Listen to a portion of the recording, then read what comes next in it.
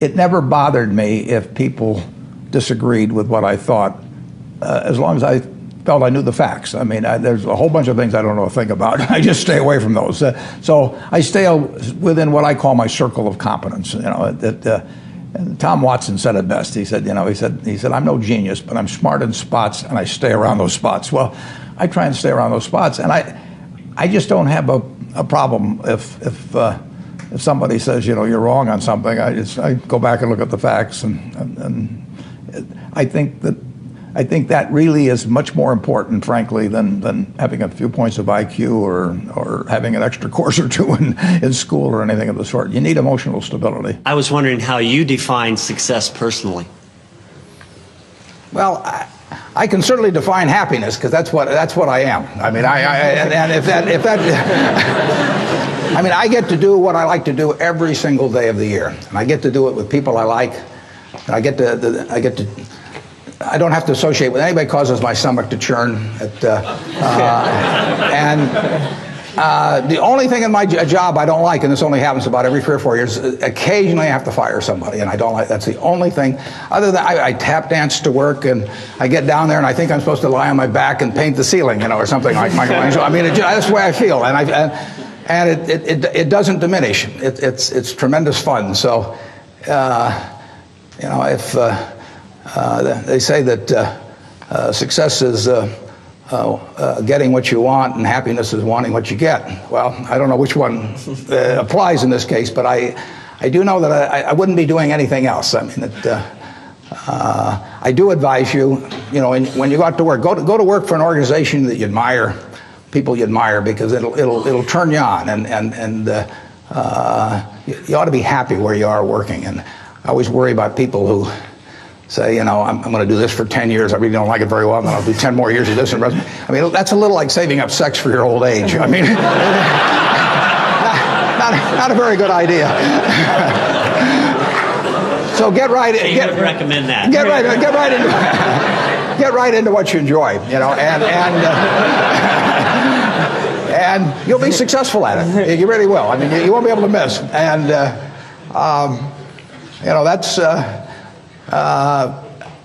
I don't regard what I do as the most important thing in the world at all, but it's right for me. I mean, I happen to be wired in a certain way that what I do works in this. If I had to do what Bill does, I mean, it lasts about 10 minutes, and that's true of a lot of things. But luckily, I kind of stumbled into the thing that I do best, and that it's worked out well. If you look around you at the people you admire, they have certain qualities. I mean, you've got friends. Why do you like them? Generally, they have an upbeat attitude on life. Generally, they are generous people. They're humorous people. They're people that do more than their share. They're people that are thinking about something nice they can do for you. And all of those qualities attract you. And none of those are innate at birth. I mean, you can acquire those. And then there's other people that turn you off. They have habits. They take credit for things they didn't do. They don't show up on time, whatever it may be. They're a little dishonest about things. And if you're looking at your life at a young age like you are, and you can choose what kind of a person you can be, why not be the person you admire rather than the person you can't stand? It's so simple. So just write down the qualities you like. Take your 5 best friends. Why do you like them? And just write down those qualities. And you will find there's no quality there that you can't have yourself. And similarly with the 5 people you can't stand to be around, put those things down that turn you off about those people. And if they turn you off about them, why should you possess them? It's so simple. It's not like something complicated that you think you should be learning with an advanced degree in school. It's not as complicated as investing in the stock market. No, but it's enormously important to have people work with you in life. Right. They're going to work with you in life if they like you. And they may occasionally, I mean, if you're in the Army or something, you may work for somebody that you don't like. But by and large, you're going to get the best out of people if they feel good about you. And it's just so easy, but you've got to develop the habits early, because you can't say I'm going to suddenly become a terribly attractive person when I'm 60. It just doesn't work that way. So pick up the right habits now. And I will guarantee you, if you actually just write down those qualities and think about it, you will find you can have every one of the attractive qualities, get rid of the ones that are negative, and your life will be different. You will move in the direction of the people that you associate with. So it's important to associate with people that are better than yourself, and actually the most important decision many of you make, not all of you, will be the spouse you choose. Right. And you want to associate with people who are the kind of person you'd like to be. You'll move in that direction, and the most important person by far in that respect is your spouse. I can't overemphasize how important that is, and you're right. The friends you have, they will form you as you go through life, and make some good friends, keep them for the rest of your life, but have them be people that you admire as well as like. I've made a lot of mistakes. Biggest mistake, well, not the biggest, necessarily the biggest, but buying Berkshire Hathaway itself was a mistake, because Berkshire was a lousy textile business, and I bought it very cheap. I'd been taught by Ben Graham to buy things on a quantitative basis. Look around for things that are cheap. And that I was taught that, we'll say in 1949 or 50. It made a big impression on me. So I went around looking for what I call used cigar butts of stocks. And the cigar butt approach to buying stocks is that you walk down the street and you're looking around for cigar butts, and you find this on the street, this terrible looking, soggy, ugly looking cigar, one puff left in it. But you pick it up and you get your one puff. Disgusting, you throw it away, but it's free. I mean, it's cheap. And then you look around for another soggy, one puff cigarette. Well, that's what I did for years. It's a mistake.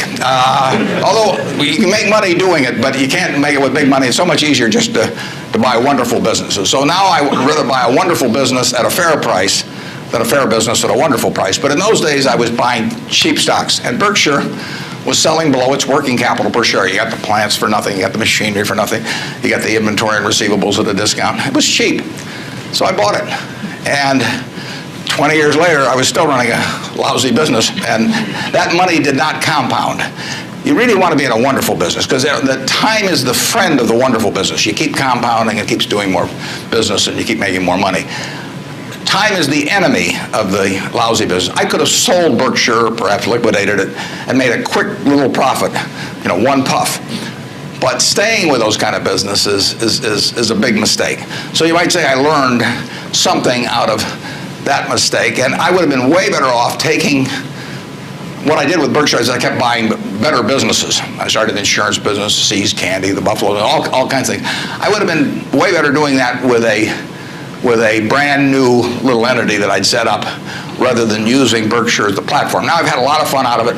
I mean, everything in life seems to turn out for the better, so I don't have any complaints about that, but it was a dumb thing to do. I went into U.S. Air. I bought a preferred stock in 1989. As soon as my check cleared, the company went into the red and never got out. I mean, it was really dumb. I mean, I've got an 800 number I call now whenever I think about buying an airline stock. I call them up any hour that, fortunately, I can call them at 3 in the morning, and I just dial and I say, my name's Warren, I'm an aeroholic, and I'm thinking about buying this thing, and then they talk me down. I mean, it takes hours sometimes, but it's worth it, believe me. If you ever think about that buying an airline stock, call me and I'll give you the 800 number, because you don't want to do it. But we got lucky in terms of how we eventually came out on it, but it was a dumb decision.